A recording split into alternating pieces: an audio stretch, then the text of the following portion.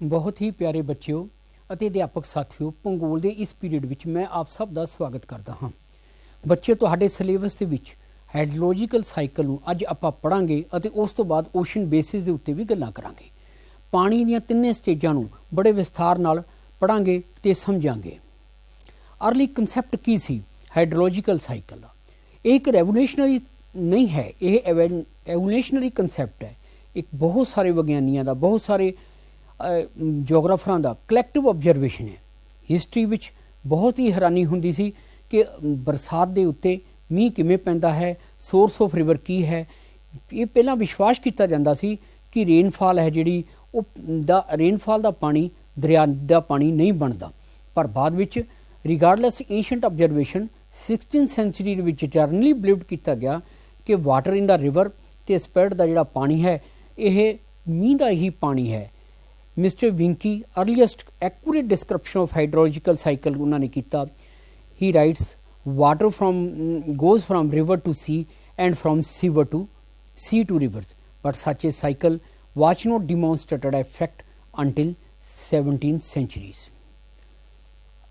The discovery was made by the two French scientists. दो France के scientist सी mister पीरी ते Mary to. इन्हों ने 16वीं ते 17वीं सेंचुरी ਦੇ ਵਿੱਚ डिबेट हुई इन्हों की बहुत ज़्यादा क्रिश्चियन थॉलोजिस्ट के नाल। ਤੇ ਐਕਚੁਅਲ ਜਿਹੜਾ ਮਾਡਲ ਹਾਈਡਰੋਲੋਜੀਕਲ ਸਾਈਕਲ ਦਾ ਪੇਸ਼ ਕੀਤਾ ਗਿਆ ਉਹ ਮਿਸਟਰ ਜੌਨ ਰॉय ਨੇ 17ਵੀਂ ਸੈਂਚੁਰੀ ਦੇ ਵਿੱਚ ਪੇਸ਼ ਕੀਤਾ। ਹਾਈਡਰੋਲੋਜੀਕਲ ਸਾਈਕਲ ਹੈ ਕਿ ਵਾਯੂਮੰਡਲ ਵਿੱਚ ਜਲ ਵਾਸ਼ਪ ਦੀ ਹੋਂਦ ਨੂੰ ਨਮੀ ਆਖਿਆ ਜਾਂਦਾ ਹੈ। ਜਦੋਂ ਵਾਯੂਮੰਡਲ ਦੇ ਜਲ ਵਾਸ਼ਪ ਸੰਘਣੇ ਹੋ ਕੇ ਕਿਸੇ ਰੂਪ ਵਿੱਚ ਧਰਤੀ ਤੇ ਡਿੱਗਦੇ ਹਨ ਤਾਂ ਡਿੱਗਣ ਦੀ ਕਿਰਿਆ ਨੂੰ ਵਰਖਣ ਆਖਿਆ ਜਾਂਦਾ ਹੈ। ਜੀ.ਟੀ. ਟੇਵਾਰਥੇ ਅਨੁਸਾਰ ਹਵਾ ਵਿਚਲੇ ਜਲ ਵਾਸ਼ਪ ਦੀ ਹੋਂਦ ਜਲ ਦੀ ਤਰਲ ਜਾਂ ਠੋਸ ਅਵਸਥਾ ਤੋਂ ਵਾਸ਼ਪੀਕਰਨ ਦੀ ਕਿਰਿਆ ਰਾਹੀਂ ਹੁੰਦੀ ਹੈ। ਜਲ ਵਾਸ਼ਪ ਦੀ ਕੁੱਲ ਮਾਤਰਾ ਦਾ ਲਗਭਗ 50% ਭਾਗ ਵਾਯੂਮੰਡਲ ਦੀਆਂ ਹੇਠਲੀਆਂ ਤਹਿਾਂ ਸਮੁੰਦਰੀ ਤਲ ਤੋਂ ਲਗਭਗ 2000 ਮੀਟਰ ਦੀ ਉਚਾਈ ਤੱਕ ਹੀ ਮਿਲਦੀਆਂ ਹਨ। ਆਮ ਤੌਰ ਤੇ ਵਾਯੂਮੰਡਲ ਵਿੱਚ ਜਲ ਵਾਸ਼ਪ ਦੀ ਮਾਤਰਾ ਲਗਭਗ 2% ਹੀ ਹੁੰਦੀ ਹੈ, ਜੋ ਕਿ ਸਮੇਂ ਤੇ ਸਥਾਨ ਮੁਤਾਬਕ ਬਦਲਦੀ ਰਹਿੰਦੀ ਹੈ। ਹਾਈਡਰੋਲੋਜੀਕਲ ਸਾਈਕਲ ਕੀ ਹੈ? Is a simplified model of the continuous flow of all form of water in above the earth's surface. In other words, hydrological cycle is a complex cycle through which water move from the ocean to atmosphere to land and back to ocean once again. It involves water in rivers, lakes, soil, glacier, ocean in the atmosphere. ਪਾਣੀ ਦੀਆਂ ਤਿੰਨ ਸਟੇਜਾਂ ਬਾਰੇ ਪਹਿਲਾਂ ਆਪਾਂ ਗੱਲ ਕਰਾਂਗੇ। ਜੇ ਪਾਣੀ ਦੇ ਚੱਕਰ ਦੀ ਗੱਲ ਕਰਨੀ ਹੈ ਤਾਂ ਪਾਣੀ ਦੇ ਚੱਕਰ ਦੀ ਗੱਲ ਕਰਨ ਤੋਂ ਨਾਲ ਨਾਲ ਪਾਣੀ ਦੇ ਵਿੱਚ ਪੈਦਾ ਹੋਣ ਪਾਣੀ ਕਿੰਨੇ ਸਟੇਜਾਂ ਦੇ ਵਿੱਚ ਸਾਨੂੰ ਇਸ ਧਰਤੀ ਦੇ ਜਾਂ ਇਸ ਬ੍ਰਹਿਮੰਡ ਦੇ ਵਿੱਚ ਮਿਲਦਾ ਹੈ। ਪਾਣੀ ਸਾਨੂੰ ਤਿੰਨ ਸਟੇਜਾਂ ਵਿੱਚ ਮਿਲਦਾ ਹੈ, ਸੋਲਿਡ ਸਟੇਟ ਵਿੱਚ, ਲਿਕੁਇਡ ਸਟੇਟ ਦੇ ਵਿੱਚ ਤੇ ਗੈਸਿਸ ਸਟੇਟ ਦੇ ਵਿੱਚ। ਸੋਲਿਡ ਸਟੇਟ ਦੇ ਵਿੱਚ ਜੋ ਪਾਣੀ ਮਿਲਦਾ ਹੈ ਉਸਨੂੰ ਅਸੀਂ ਬਰਫ਼ ਕਹਿ ਦਿੰਦੇ ਹਾਂ। ਲਿਕੁਇਡ ਸਟੇਟ ਵਿੱਚ ਪਾਣੀ ਹੈ ਤੇ ਗੈਸਿਸ ਸਟੇਟ ਦੇ ਵਿੱਚ ਵਾਟਰ ਵੈਪਰ ਦੇ ਵਿੱਚ ਕਿਹਾ ਜਾਂਦਾ ਹੈ। ਸਾਈਕਲ ਕੀ ਹੈ? ਸੀਰੀਜ਼ ਆਫ ਇਵੈਂਟ ਹੈ। ਹੁਣ ਹਾਈਡਰੋਲੋਜੀਕਲ ਸਾਈਕਲ ਦੀ ਗੱਲ ਕਰਦੇ ਤਾਂ ਸਾਈਕਲ ਕੀ ਚੀਜ਼ ਹੈ? ਸਾਈਕਲ ਹੈ ਸੀਰੀਜ਼ ਆਫ ਇਵੈਂਟ, ਜੋ ਵੀ ਕੋਈ ਵੀ ਸੀਰੀਜ਼ ਆਫ ਇਵੈਂਟ ਹੈ ਜਾਂ ਆਪਰੇਸ਼ਨ ਹੈ ਡੈਟ ਰਿਪੀਟ ਰੈਗੂਲਰਲੀ, ਜਿਹੜੀਆਂ ਰਿਪੀਟ ਰੈਗੂਲਰ ਹੁੰਦੀਆਂ ਨੇ ਉਸਨੂੰ ਅਸੀਂ ਸਾਈਕਲ ਦੇ ਰੂਪ ਨੂੰ ਉਸਨੂੰ ਅਸੀਂ ਸਾਈਕਲ ਆਖਦੇ ਹਾਂ। ਹੁਣ ਵਾਟਰ ਸਾਈਕਲ ਕੀ ਹੈ? The cycle of process by which water circulate between the earth to ocean, ocean to earth, land, involving rain drainage system, atmosphere, by evaporation and transpiration. ਹੁਣ ਤਿੰਨ ਸਟੇਜਸ ਦੀ ਆਪਾਂ ਗੱਲ ਕਰਕੇ ਹਟੇ ਹਾਂ ਇਸ ਡਾਇਗਰਾਮ ਦੇ ਵਿੱਚ, ਗੈਸਿਸ ਸਟੇਜ, ਸੋਲਿਡ ਸਟੇਟ ਤੇ ਲਿਕੁਇਡ ਸਟੇਜ। ਹੁਣ ਜਦੋਂ ਇਹਨਾਂ ਦੇ ਵਿੱਚ ਇੱਕ ਫਾਰਮੇਸ਼ਨ ਤੋਂ ਦੂਸਰੀ ਫਾਰਮੇਸ਼ਨ ਦੇ ਵਿੱਚ ਚੀਜ਼ ਬਦਲਦੀ ਹੈ ਤਾਂ ਉਸ ਦਾ ਨਾਮ ਬਦਲ ਜਾਂਦਾ ਹੈ। ਜਿਵੇਂ ਲਿਕੁਇਡ ਸਟੇਜ ਤੋਂ ਜੇਕਰ ਸੋਲਿਡ ਸਟੇਟ ਵਿੱਚ ਜਾਂਦਾ ਹੈ ਪਾਣੀ ਤਾਂ ਉਸਨੂੰ ਅਸੀਂ ਫਰੀਜ਼ਿੰਗ ਕਹਿ ਦਿੰਦੇ ਹਾਂ। ਫਰੀਜ਼ਿੰਗ ਤੋਂ ਜਦੋਂ ਗੈਸਿਸ ਸਟੇਜ ਵਿੱਚ ਜਾਂਦਾ ਹੈ ਤਾਂ ਉਸਨੂੰ ਅਸੀਂ ਸਬਲੀਮੇਸ਼ਨ ਕਹਿ ਦਿੰਦੇ ਹਾਂ। ਫਿਰ ਅਗੇਨ ਜਦੋਂ ਗੈਸਿਸ ਤੋਂ ਲਿਕੁਇਡ ਸਟੇਟ ਵਿੱਚ ਆਉਂਦਾ ਹੈ ਤਾਂ ਉਸਨੂੰ ਅਸੀਂ ਕੰਡੈਂਸੇਸ਼ਨ ਕਹਿ ਦਿੰਦੇ ਹਾਂ। ਇਸ ਦੇ ਉਲਟ ਜੇਕਰ ਗੈਸਿਸ ਤੋਂ ਸੋਲਿਡ ਸਟੇਟ ਵਿੱਚ ਆਉਂਦਾ ਫਿਰ ਵੀ ਅਸੀਂ ਸਬਲੀਮੇਸ਼ਨ ਕਹਿ ਦਿੰਦੇ ਹਾਂ। ਜਦੋਂ ਸੋਲਿਡ ਤੋਂ ਪਾਣੀ ਦੇ ਰੂਪ ਵਿੱਚ ਬਦਲਦਾ ਹੈ ਤਾਂ ਉਸਨੂੰ ਅਸੀਂ ਮੈਲਟਿੰਗ ਪੁਆਇੰਟ ਦੇ ਉੱਤੇ ਕਹਿ ਦਿੰਦੇ ਹਾਂ। ਇਹ ਪਾਣੀ ਦੀਆਂ ਤਿੰਨੇ ਕਿਸਮਾਂ ਨੇ। ਹੁਣ ਇਹ ਵੱਡੀ ਹੀ ਇਸ ਤੋਂ ਅਗਲੀ ਜ਼ਰੂਰੀ ਗੱਲ ਆ ਜਾਂਦੀ ਹੈ ਕਿ ਟਰਾਂਸਫਰ ਆਫ ਹਿਊਮਿਡਿਟੀ ਕੀ ਹੈ। ਧਰਤੀ ਦੇ ਉੱਤੇ ਦੋ ਭਾਗਾਂ ਵਿੱਚ ਅਸੀਂ ਇਸ ਨੂੰ ਵੰਡ ਲੈਂਦੇ ਹਾਂ, ਜਲ ਭਾਗ ਅਤੇ ਥਲ ਭਾਗ। ਹੁਣ ਜਲ ਭਾਗ ਦੇ ਉੱਤੇ ਵੈਪੋਰੇਸ਼ਨ ਜ਼ਿਆਦਾ ਹੁੰਦੀ ਹੈ, ਥਲ ਭਾਗ ਦੇ ਮੁਕਾਬਲੇ ਲੈਂਡ ਸੀ ਮੋਇਸਚਰ ਐਕਸਚੇਂਜ ਬਣਦਾ ਹੈ continuously exchange of moisture taking place between the continent and oceans. The amount of moisture gained through precipitation on the continent is more than the lost through evaporation. On the contrary, lose more moisture through evaporation than what they receive through precipitation. Winds carry a part of atmosphere moisture from over the ocean to the continent where water vapor condense and fall or rain snow. ਹੁਣ ਇਸ ਵਿੱਚ ਕੀ ਆ ਜਾਂਦਾ ਬੜੀ ਹੀ simple ਵਿੱਚ ਹੈ ਕਿ land ਸੀ moisture ਵਿੱਚ ਕੀ ਹੈ ਕਿ ਧਰਤੀ ਦੇ ਸੋਲਿਡ ਭਾਗਾਂ ਵਿੱਚੋਂ ਜਾਂ ਥਲ ਭਾਗਾਂ ਵਿੱਚ ਪਾਣੀ ਜ਼ਿਆਦਾ ਗਿਰਦਾ ਹੈ ਬਰਸਾਤ ਜ਼ਿਆਦਾ ਹੁੰਦੀ ਹੈ ਜਿੰਨੀ ਵੈਪੋਰੇਸ਼ਨ ਹੁੰਦੀ ਹੈ ਉਸ ਤੋਂ ਜ਼ਿਆਦਾ ਪਾਣੀ ਮੀਂਹ ਦੇ ਰੂਪ ਵਿੱਚ ਮਿਲ ਜਾਂਦਾ ਹੈ ਪਰ ਸਮੁੰਦਰ ਦੇ ਵਿੱਚ ਪਾਣੀ ਜਿਹੜਾ ਜ਼ਿਆਦਾ ਵੈਪੋਰੇਟ ਹੁੰਦਾ ਹੈ ਠੀਕ ਹੋ ਗਿਆ ਇਸ ਤੋਂ ਅੱਗੇ ਆ ਜਾਂਦਾ ਸਾਡਾ ਮੈਰੀਡੀਅਨਲ ਮੋਇਸਚਰ ਐਕਸਚੇਂਜ ਉਹ ਮੈਰੀਡੀਅਨਲ ਮੋਇਸਚਰ ਐਕਸਚੇਂਜ ਕੀ ਹੈ meridional moisture exchange involve the transfer of moisture between different latitude belt on the earth. This involves a transfer of energy. In certain latitude zones, there is marked excess of precipitations over evaporation. On the contrary, there are certain zones where evaporation exceeds precipitations. The latitude imbalance thus require a meridional exchange of moisture as well as energy between the dry and wet zones. ਹੁਣ ਇਸ diagram ਨੂੰ ਜਰਾ ਦੇਖਿਓ ਇਹ ਧਰਤੀ ਦੇ ਵਿੱਚ ਬਣਾਈ ਹੋਈ ਹੈ ਜਿਸ ਨੂੰ ਅਸੀਂ 0 ਡਿਗਰੀ ਦੇ ਡੋਲਡਰਮ ਏਰੀਆ ਹੈ ਔਰ ਇਥੋਂ ਲੈ ਕੇ 30 ਡਿਗਰੀ ਨਾਰਥ ਹੈਮੋਸਫੀਅਰ ਤੇ 30 ਡਿਗਰੀ ਸਾਊਥ ਹੈਮੋਸਫੀਅਰ ਤੱਕ ਇਵੈਪੋਰੇਸ਼ਨ ਜ਼ਿਆਦਾ ਹੁੰਦੀ ਹੈ ਉਸ ਦਾ ਕਾਰਨ ਹੈ ਕਿ ਇੱਥੇ ਸੂਰਜ ਦਾ ਪ੍ਰਕਾਸ਼ ਜ਼ਿਆਦਾ ਪੈਂਦਾ ਹੈ ਅਤੇ ਇਸ ਨਾਲ ਜਿਹੜਾ ਪਾਣੀ ਹੈ ਉਹ ਜ਼ਿਆਦਾ ਭਾਫ ਬਣ ਕੇ ਉੱਡਦਾ ਹੈ ਅਤੇ ਦੂਸਰੇ ਪਾਸੇ ਉੱਤਰੀ ਤਰਫ ਅਤੇ ਦੱਖਣੀ ਤਰਫ ਦੇ ਵਿੱਚ ਪਾਣੀ ਘੱਟ ਉੱਡਦਾ ਹੈ ਪਰ ਬਰਫ਼ ਦੇ ਰੂਪ ਵਿੱਚ ਪਾਣੀ ਨੇ ਜਿਹੜਾ ਹੈਗਾ ਸੋਲਿਡ ਸਟੇਟ ਦੇ ਵਿੱਚ ਉੱਥੇ ਜ਼ਿਆਦਾ ਮਿਲਦਾ ਹੈ ਕੰਡੈਂਸੇਸ਼ਨ ਉੱਥੇ ਜ਼ਿਆਦਾ ਹੁੰਦੀ ਹੈ ਹੁਣ ਈਚ ਹੈਮੋਸਫੀਅਰ ਦੇ ਵਿੱਚ ਕੀ ਹੈ surplus of precipitation over evaporation is found in equator as well as middle latitude zone extending from 40 degree to 70 degree north and south latitudes. On the other hand, in latitudinal zone extend from 10 to 40 degree latitude in each hemisphere evaporation exceed precipitations. ਹੁਣ major component of hydrological cycle ਦੇਖੀ ਆ ਜਾਂਦੇ ਨੇ ਹੁਣ ਸਾਡੇ ਕੋਲ ਅਸੀਂ ਹਾਈਡਰੋਲੋਜੀਕਲ cycle ਦੀ ਗੱਲ ਕਰਦੇ ਹਾਂ ਤਾਂ ਇਸ ਦੇ ਵਿੱਚ ਮੇਜਰ ਕੰਪੋਨੈਂਟ ਕੀ ਹੋ ਜਾਂਦੇ ਨੇ total water of the planet is distributed in various sub system ਕਿਹੜੇ ਕਿਹੜੇ ਨੇ in air on land and in ocean as well in 3 states gas liquid and solid compared to a total mass of the earth the mass of the water hydrosphere is extremely small water covers 71% of the surface of the earth extremely mobile constantly moving from one place to another often at remarkable speed ਹੁਣ ਸਮੁੰਦਰ ਦੀ ਅਸੀਂ ਗੱਲ ਕਰਦੇ ਹਾਂ major component ਹੈ ਪਾਣੀ ਦਾ ਹੁਣ ਸਮੁੰਦਰ ਦੀ ਜਦੋਂ ਅਸੀਂ ਗੱਲ ਕਰਦੇ ਹਾਂ ਤਾਂ ਇੱਥੇ ਪਾਣੀ ਨੂੰ ਪ੍ਰਾਪਤ ਹੋਣ ਦੇ ਦੋ ਸਾਧਨ ਬਣ ਜਾਂਦੇ ਹਨ ਇੱਕ ਮੀਂਹ ਦੇ ਰਾਹੀਂ ਪੈਂਦਾ ਹੈ ਦੂਸਰਾ ਦਰਿਆਵਾਂ ਤੋਂ ਲਿਆਂਦਾ ਹੋਏ ਪਾਣੀ ਹੈ ਉਹ ਵੀ ਸਮੁੰਦਰ ਦੇ ਵਿੱਚ ਜਾ ਕੇ ਗਿਰਦਾ ਹੈ 97.2% combined liquid water ice water vapour in the vast reservoir of the oceans.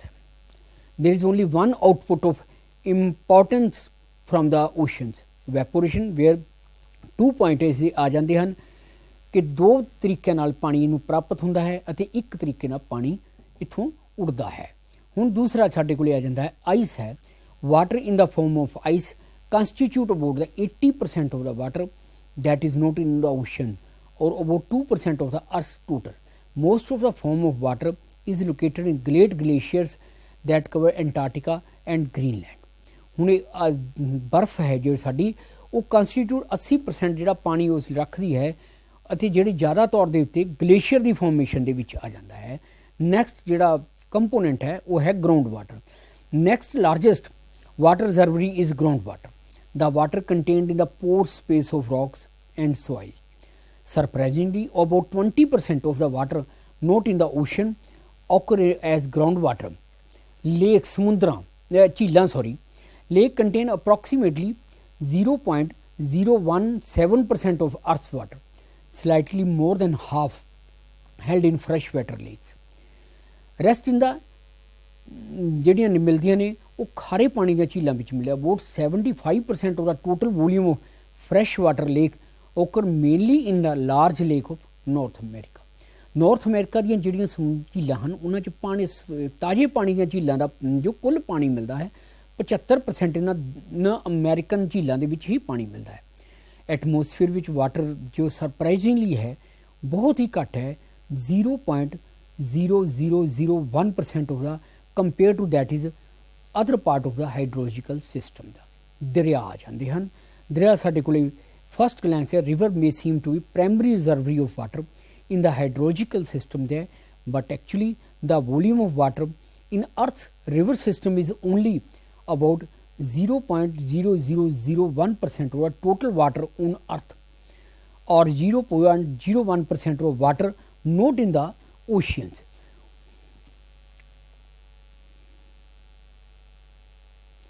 Infiltration denote unending movement of water from ocean to the atmosphere, and from atmosphere to the land, and from land back to the fair oceans.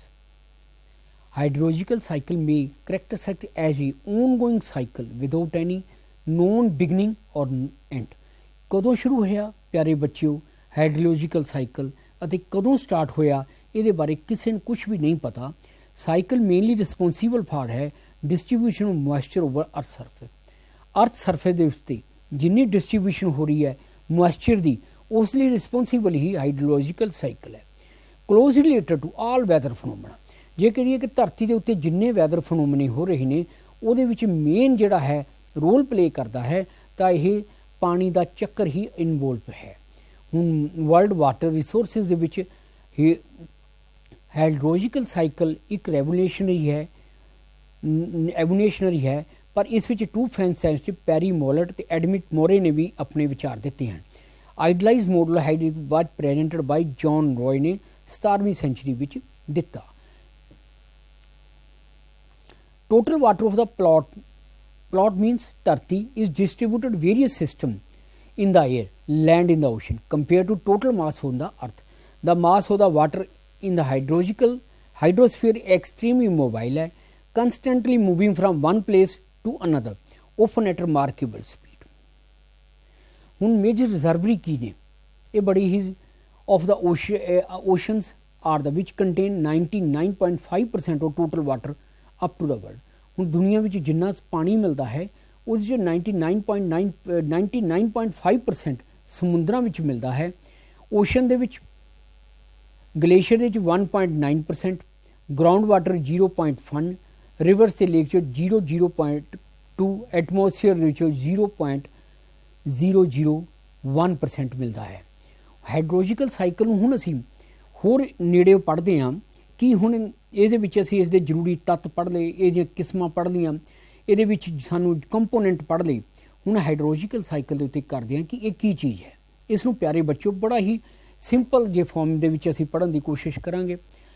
Is non as global water cycle ਔਰ H2O cycle. H2 ਪਾਣੀ ਦੀ ਕਿਸਮ ਆ ਜਾਂਦੀ ਹੈ, H2O cycle one of the most important process in the world ਡਿਸਕ੍ਰਾਈਬਸ the storage of movement of water between ਕਿਹਦੇ ਵਿੱਚ ਕਾਰ ਹੁੰਦਾ storage ਹੁੰਦਾ ਤੇ ਮੂਵਮੈਂਟ ਹੁੰਦੀ ਹੈ ਪਿਆਰੇ ਬੱਚਿਓ ਬਾਇਓਸਫੀਅਰ ਦੇ ਵਿੱਚ, ਐਟਮੋਸਫੀਅਰ ਦੇ ਵਿੱਚ, ਲਿਥੋਸਫੀਅਰ ਦੇ ਵਿੱਚ ਤੇ ਹਾਈਡਰੋਸਫੀਅਰ ਦੇ ਵਿੱਚ ਪਾਣੀ ਦੇ ਚੱਕਰ ਦੀ ਅਸੀਂ ਮੂਵਮੈਂਟ ਨੂੰ ਗੱਲ ਕਰਦੇ ਹਾਂ। ਹੁਣ ਇਹ ਡਾਇਗਰਾਮ ਨੂੰ ਬੜੇ ਹੀ ਧਿਆਨ ਨਾਲ ਦੇਖੋ। ਇਹ ਹਾਈਡਰੋਲੋਜੀਕਲ ਸਾਈਕਲ ਦੀ ਬਣਾਈ ਹੋਈ ਡਾਇਗਰਾਮ ਹੈ। ਇੱਕ ਡਾਇਗਰਾਮ ਦੇ ਵਿੱਚ ਜੇ ਪਾਣੀ ਦਾ ਚੱਕਰ ਹੈ ਉਸ ਵਿੱਚ ਕਿੰਨੀਆਂ ਚੀਜ਼ਾਂ ਇਨਵੋਲਵਡ ਚੱਲਦੀਆਂ ਹਨ, ਜਿਵੇਂ ਕਿ ਪਾਣੀ ਉੱਡਿਆ, ਵੈਪੋਰੇਸ਼ਨ ਹੋਈ, ਟਰਾਂਸਪੋਰਟੇਸ਼ਨ ਹੋਇਆ, ਕੰਡੈਂਸੇਸ਼ਨ ਹੋਈ, ਸਬਲੀਮੇਸ਼ਨ ਹੋਈ, ਡੈਪੋਜੀਸ਼ਨ ਹੋਈ, ਪ੍ਰੀਸਿਪੀਟੇਸ਼ਨ ਹੋਈ, ਟਰਾਂਸਪੀਰੇਸ਼ਨ ਹੋਈ, ਇਨਫਿਲਟ੍ਰੇਸ਼ਨ ਹੋਈ। ਇਹ ਸਾਰੀਆਂ ਚੀਜ਼ਾਂ ਨੂੰ ਅਸੀਂ ਅੱਜ ਪੜਾਂਗੇ। ਹੁਣ ਇਸ ਦਾ ਮੇਜਰ ਕੰਪੋਨੈਂਟ ਹੈ ਇਵੈਪੋਰੇਸ਼ਨ। ਇਵੈਪੋਰੇਸ਼ਨ ਕੀ ਹੈ? Is a change of state substance from liquid to gas. ਜਦੋਂ ਲਿਕੁਇਡ ਟੂ ਗੈਸ ਵਿੱਚ ਪਾਣੀ ਬਦਲਦਾ ਹੈ ਤਾਂ ਅਸੀਂ ਉਸਨੂੰ ਇਵੈਪੋਰੇਸ਼ਨ ਕਹਿੰਦੇ ਹਾਂ। ਇਨ ਮੈਟਰੋਲੋਜੀ ਦੇ ਵਿੱਚ ਕੀ ਹੈ? Substances are concerned about the moist in water. ਬੜੇ ਹੀ ਇਸ ਨੂੰ ਅਸੀਂ ਜੇਕਰ ਅਸੀਂ ਪਿਆਰੇ ਬੱਚਿਓ ਆਪਣੇ ਡੇ ਟੂ ਡੇ ਜੀਵਨ ਦੇ ਵਿੱਚ ਵੀ ਗੱਲ ਕਰੀਏ, ਅਸੀਂ ਇੱਕ ਕੋਲਡ ਡਰਿੰਕ ਦੀ ਬੋਤਲ ਲੈਂਦੇ ਹਾਂ ਜਿਹੜੀ ਕਿ ਬਹੁਤ ਜ਼ਿਆਦਾ ਠੰਡੀ ਹੈ। ਜਦੋਂ ਅਸੀਂ ਉਸਨੂੰ ਫਰਿੱਜ ਚੋਂ ਬਾਹਰ ਕੱਢਦੇ ਹਾਂ ਤਾਂ ਉਸ ਦੇ ਆਲੇ ਦੁਆਲੇ ਕੀ ਹੈ? पानी ਦੇ ਕੁਝ ਬੂੰਦਾਂ ਲੱਗ ਜਾਂਦੀਆਂ ਨੇ ਕੰਟੀਨਿਊਸਲੀ ਹੈ ਉਹ ਵੀ ਇੱਕ ਉਸੇ ਵੈਪੋਰੇਸ਼ਨ ਦੀ ਕਿਸਮ ਹੀ ਕਹਿੰਦੇ water is continuously evaporation from surface to earth pumping more and more water evaporation both sea and land surface where sun and most important factor determine the rate of evaporation. Condensation is a process where water vapor in the atmosphere is changed into liquid state. In the atmosphere condensation may appear as cloud or dew. Transpiration is a process where plant absorb water through the roots and then gives off water vapor through the pores called stomata. Stomata are the small opening found on the underside of the leaves of the transport water passes through a plant. Only 1% is used in the growth process of plant. The remaining 99% is passed into the atmosphere. Precipitation is the result when the tiny condensation particles grow too large. Water release from cloud in the form of rain, freeze, snow. ਹੁਣ ਮੀਂਹ ਕੀ ਹੈ ਮੀਂਹ ਨੂੰ ਅਸੀਂ ਕਿੰਨੀਆਂ ਕਿਸਮਾਂ 'ਚ ਕੱਢ ਸਕਦੇ ਹਾਂ ਇਹ ਮੀਂਹ ਪਾਣੀ ਨੂੰ ਸਿੱਧਾ ਗਿਰਨਾ ਥੱਲੇ ਇੱਕ ਪਾਸੇ ਅਸੀਂ ਬਣਾਈ ਹੋਈ ਹੈ ਦੇਖੋ ਇਸ ਐਗਜ਼ਾਮਪਲ ਨੂੰ ਦੇਖੋ ਜਿੱਥੇ ਕਰਸਰ ਹੈ ਪਾਣੀ ਹੈ ਸਲੀਟ ਦੇ ਵਿੱਚ ਵੀ ਹੈ ਸਨੋ ਦੇ ਵਿੱਚ ਵੀ ਆ ਸਕਦਾ ਹੈ ਇਹ ਸਾਰੀਆਂ ਇਸ ਦੀਆਂ ਇੱਕ ਕਿਸਮਾਂ ਹਨ primary connection between water cycle that provide for delivery atmosphere water to the earth Sublimation is the process of snow and ice change into water vapor in the air without by liquid.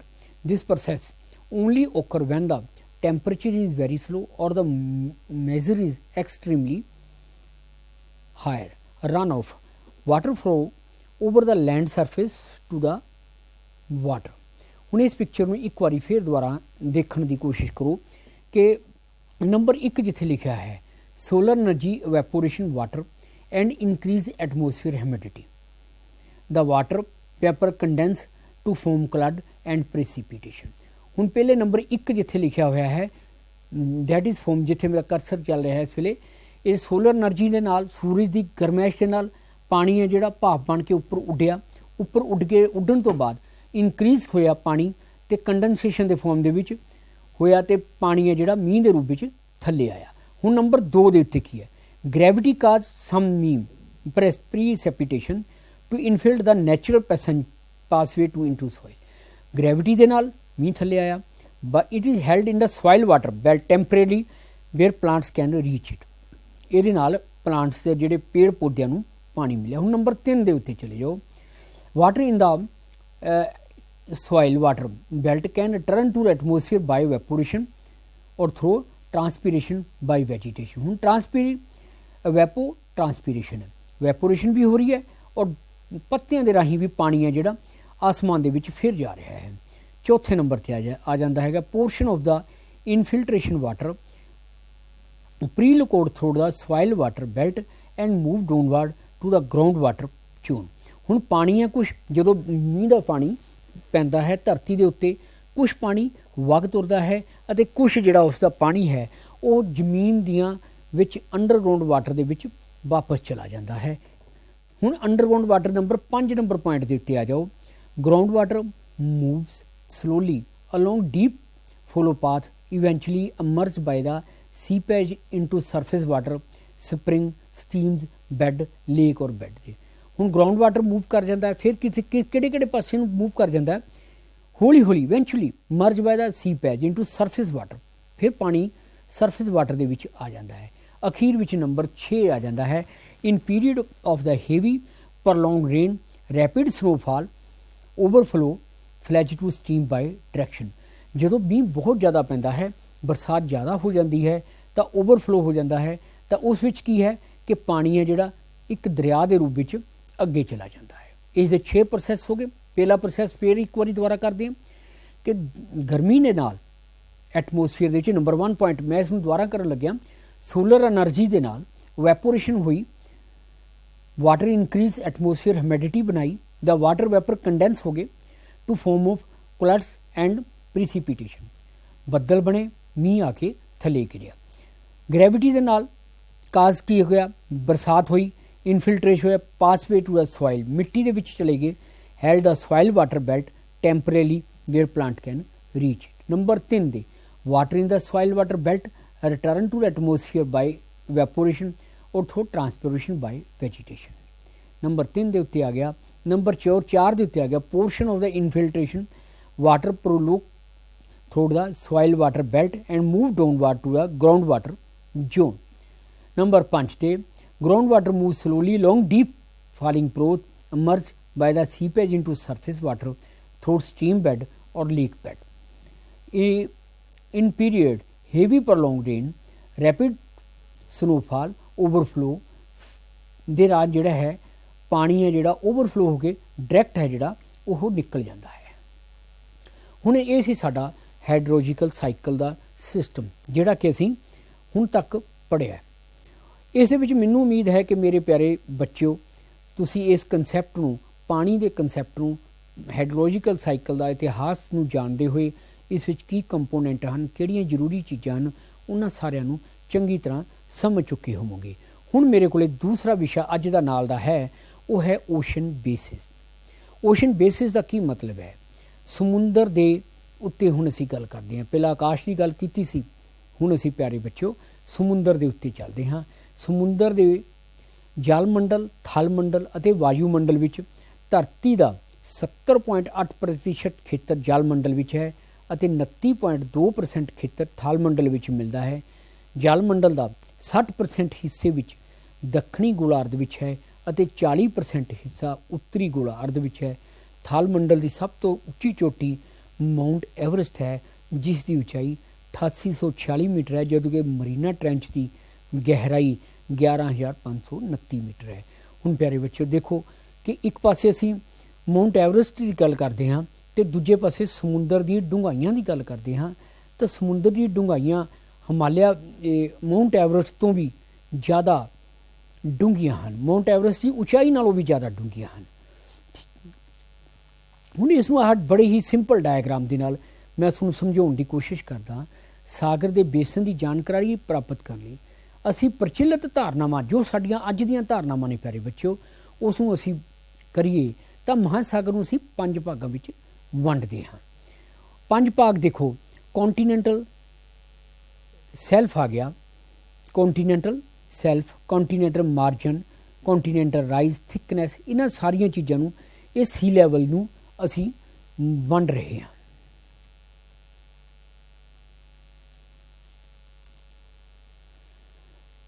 ਹੁਣ ਕੌਂਟੀਨੈਂਟਲ self ਦੀ ਗੱਲ ਕਰਦੇ ਹਾਂ। ਇਹ ਸਮੁੰਦਰ ਦਾ ਪਿਆਰੇ ਬੱਚਿਓ ਉਹ ਕਿਨਾਰਾ ਹੈ, ਮਹਾਂਦੀਪੀ ਸੈਲਫ ਕਿਹਾ ਜਾਂਦਾ ਹੈ, ਜਿਸ ਦੀ ਔਸਤਨ ਗਹਿਰਾਈ 100 ਫੈਦਮ, 100 ਫੈਦਮ ਮੀਨ 600 ਫੁੱਟ, ਕਿਉਂਕਿ ਇੱਕ ਫੈਦਮ ਵਿੱਚ 6 ਫੁੱਟ ਹੁੰਦੇ ਹਨ। 600 ਫੁੱਟ ਹੈ। ਔਸਤਨ ਢਲਾਨ ਇਸ ਦੀ 1% ਹੁੰਦੀ ਹੈ ਅਤੇ ਜਿਹੜੀ ਕਈ ਵਾਰ ਵੱਧ ਕੇ 3% ਤੱਕ ਹੋ ਸਕਦੀ ਹੈ।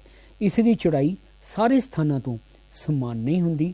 ਜੇਕਰ ਤੱਟਵਰਤੀ ਖੇਤਰਾਂ ਨਾਲ ਉੱਚੇ ਪਰਬਤ ਤੱਟਾਂ ਦੇ ਸਮਾਨ ਅੰਤਰ ਮਿਲਦੇ ਹੋਣਗੇ ਤਾਂ ਸੈਲਫ ਘੱਟ ਚੌੜੀ ਹੋਵੇਗੀ। ਆਹ ਲਾਈਨ ਬਹੁਤ ਹੀ ਇੰਪੋਰਟੈਂਟ ਹੈ, ਬੜੀ ਹੀ ਨੋਟ ਕਰਨ ਵਾਲੀ ਹੈ।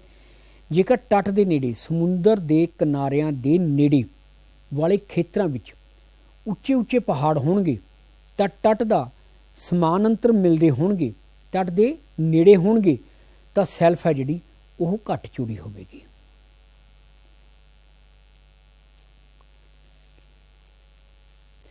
ਤੱਟਵਰਤੀ ਖੇਤਰਾਂ ਨਾਲ ਵਿਸ਼ਾਲ ਸੈਂਪਲ ਚੌੜੀਆਂ ਹੋਣ ਕਰ ਸੰਸਾਰ ਦਾ ਖਣਿਜੀ ਤੇਲ ਦਾ ਲਗਭਗ 20% ਤੇਲ ਇੱਥੋਂ ਹੀ ਮਿਲਦਾ ਹੈ। ਮਹਾਸਾਗਰੀ ਬਨਸਪਤੀ, ਜੀਵ ਜੰਤੂ ਆਸਾਨੀ ਨਾਲ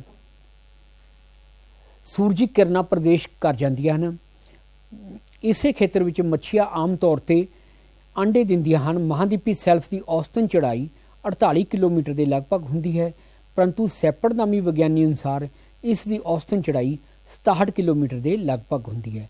ਮਹਾਂਦੀਪੀ ਸੈਲਫ ਮਹਾਂਸਾਗਰੀ ਬੇਸਨਾਂ ਦਾ ਲਗਭਗ 8.6% ਖੇਤਰ ਵਿੱਚ ਫੈਲਿਆ ਹੁੰਦਾ ਹੈ।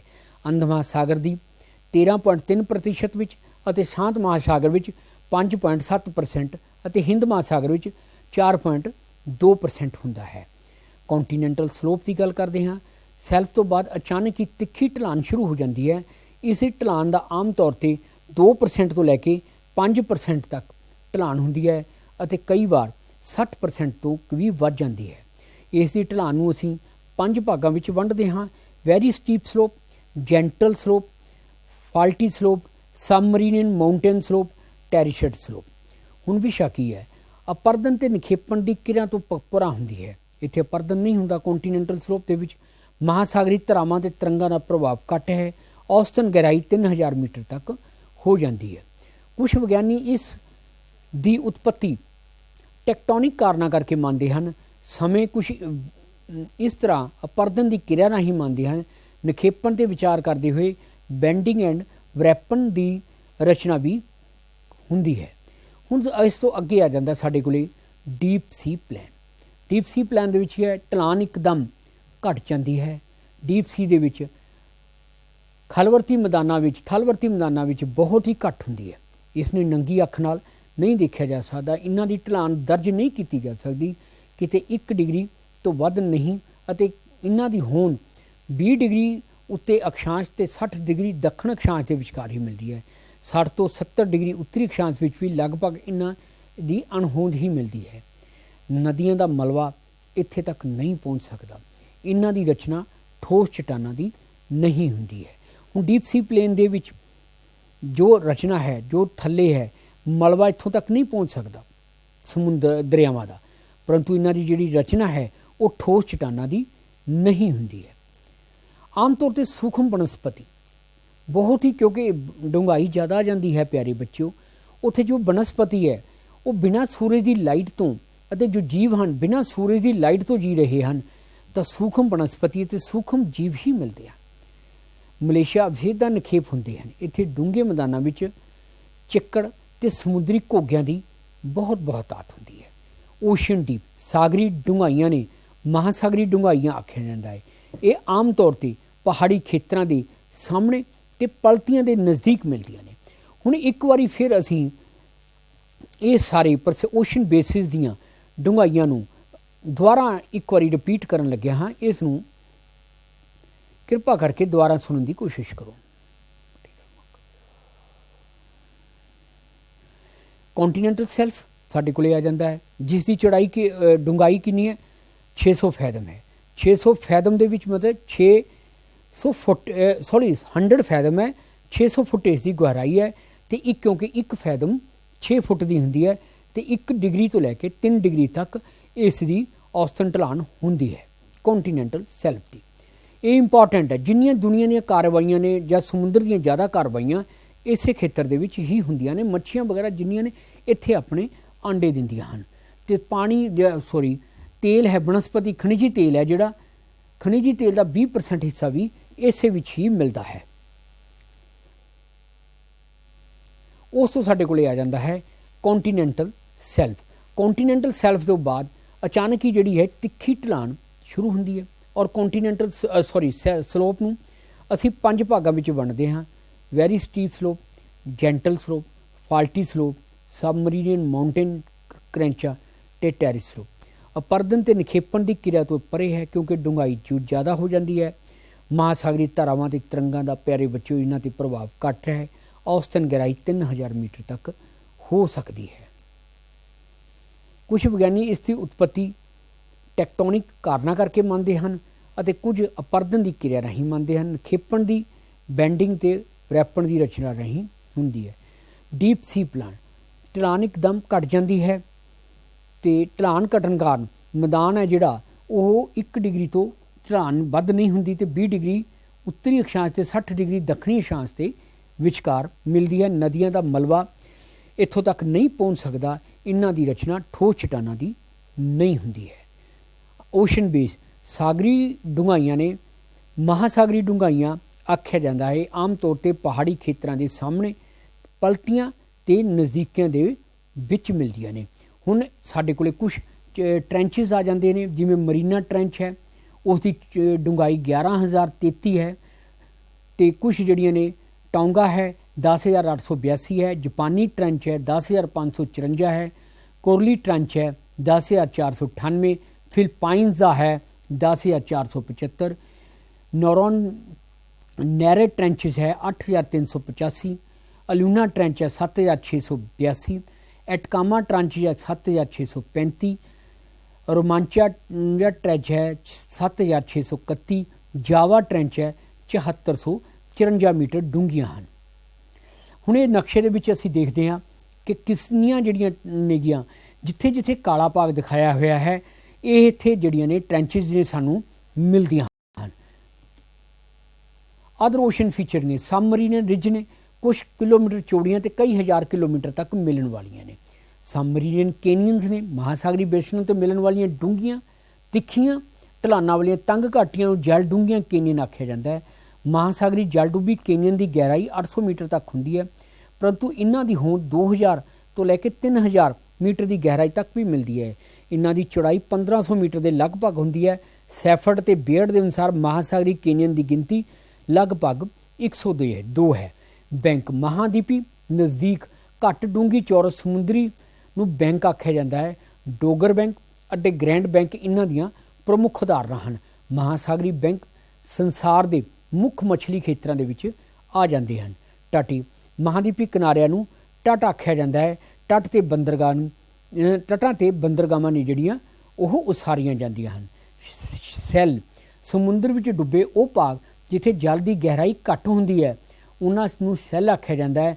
सैल भागां में समुद्र विच जहाज़ चलाउणे मुश्किल होंदे ने। इन्हां दी उत्पत्ति चट्टानां नाल नहीं हुंदी है।